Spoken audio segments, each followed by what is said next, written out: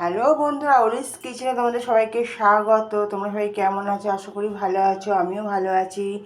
রোজকার মতো নিয়ে চলে এসেছি আজকে দুপুরের লাঞ্চ। তোমাদের দেখাতে আমার খুব ভালো লাগে। আজকে লাঞ্চে আমি কি করছি দেখো।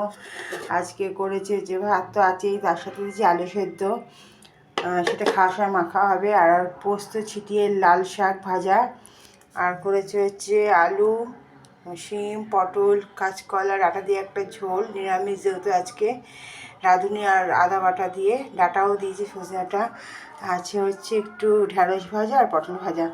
আর একটা আইটেম হচ্ছে, এটা হচ্ছে এঁচোড়, মটরশুঁটি, আলু, ডাঁটা দিয়ে একটা চচ্চড়ি, সর্ষে অল্প একটু সর্ষে বাটা আর কাঁচা লঙ্কা বাটা দিয়ে। এই চচ্চড়িটা খেতে খুব ভালো লাগে ভাতের সাথে, গরম গরম একদম। এই হচ্ছে আজকে দুপুরের লাঞ্চ। আর খাওয়ার সময় স্যালাড আর দই নিয়ে বসা হবে। ঠিক আছে বন্ধুরা, আমার যদি দুপুরের লাঞ্চ ভালো লাগে একটা লাইক দিয়ে দিও।